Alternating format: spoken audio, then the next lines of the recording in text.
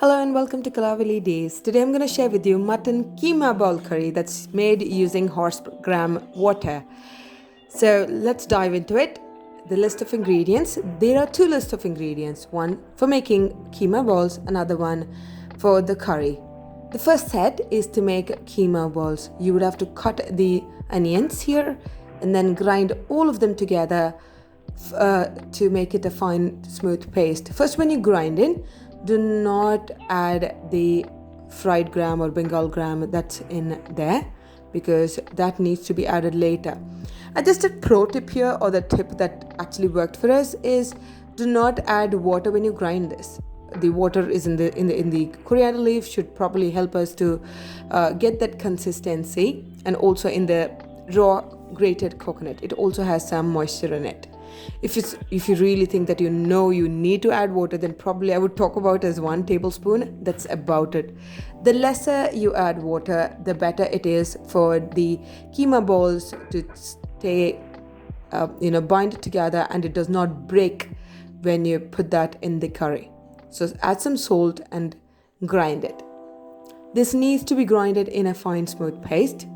Now once done, then add the fried Bengal gram. So this is how we want. So next step is take the mutton minced meat, change water or clean it in water 3 waters, then soak it in a little bit of lemon, turmeric and salt, and then squeeze in all the water out, and it has to look dry as this, and then grind it again to make a smooth paste. Now add egg white. So this can be added, which acts as a binding agent for the keema ball to stay intact. Once you grind it, keep it separately. You can actually use chicken instead of mutton here as well, just in case if you're interested. If you don't want to make a curry, you can make a patty out of it and fry it. This set is for the curry. You would have to roast all these together and grind it. So the coriander leaf and the onion and then 1 tomato is for us to add it to the curry. Now we take a pan, add some oil into it. This is cooking oil. I normally use coconut oil. If you prefer any other oil, it's up to you.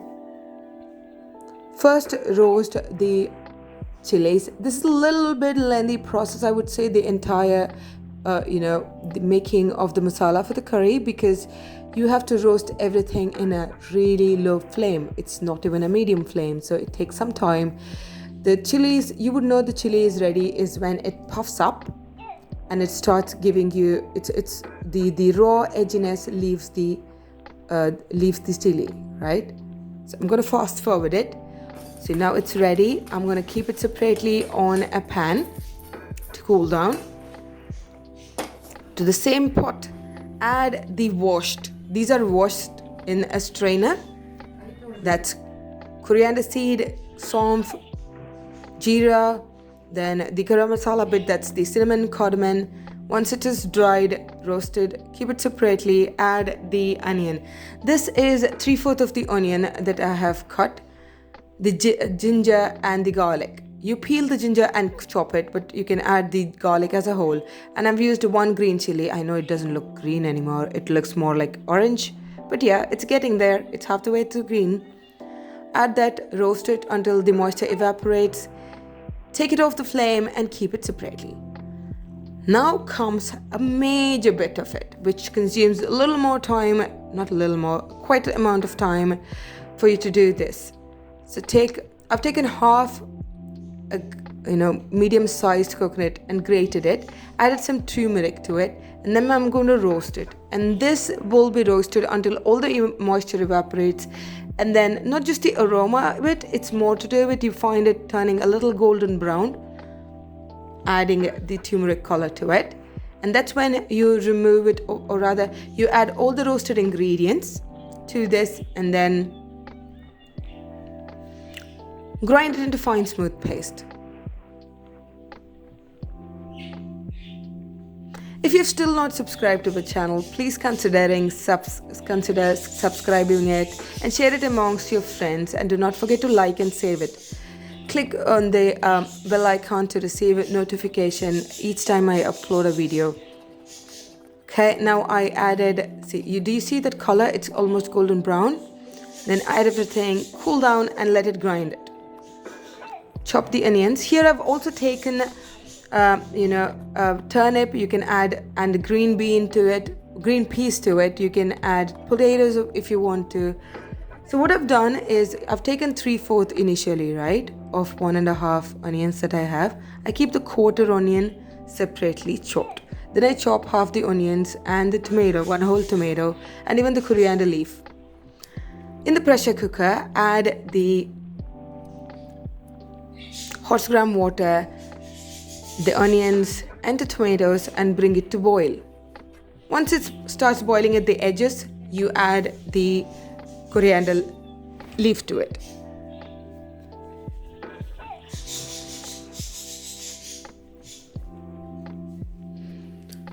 Now let us wait for this to boil in a good amount. You would have to wait for it to boil fully. Do you see that boiling? Yeah, that's how it's supposed to be. Now it's time for you to add potatoes if you have, turnip if you have, or green peas if you have. Pressure cook it for 1 whistle. While you pressure cook it, I would I would suggest go ahead and grind the ingredients that you have roasted and it is cooled down now. You can add water to it. It need not have to be grinded, dry. You have to add water to it. Make it a good smooth paste. I'm so sorry I forgot to go ahead and record it.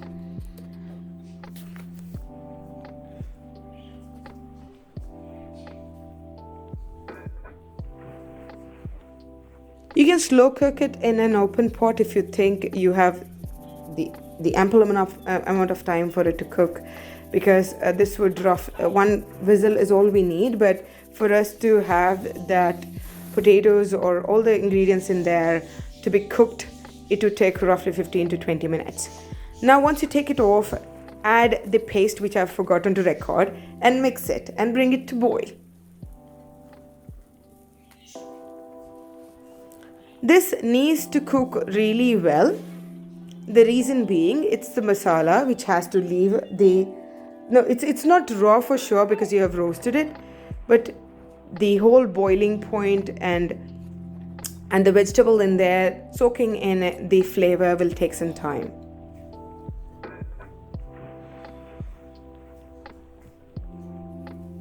In case you're somebody who are making the minced meat at home, like you buy the mutton, then take the pieces of mutton off and then go ahead and make a minced meat.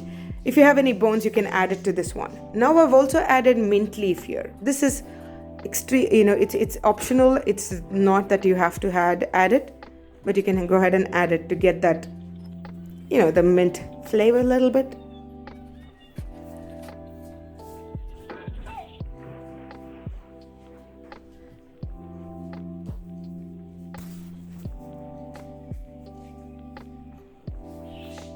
Right, now it's cooking in. Now let's go ahead and make the mutton keema ball. You have to first dip your hand in oil and then make the ball and keep it separately. Now this is how it looks. Now drop one after the other once it's totally boiled, right? Do not pressure cook the mutton keema ball. You have to cook it in open approximately for 10 to 15 minutes. Once that is done, this is for tempering bit. Take 2 huge tablespoons of ghee, then add the quarter onion that I had kept separately here and roast it like you do it for biryani, the golden brown. No, it's not golden brown, it's just total brown, right? So that's how you would have to roast it. Once that is done, add it to the curry. Mix it well. Garnish it with coriander leaf or parsley or mint. The choice is yours. And it is ready. This is one of those versatile curry which would go well with everything under the sun which can be eaten with the curry. I hope you loved the video. Thank you so much for stopping by. You have a good rest of the day.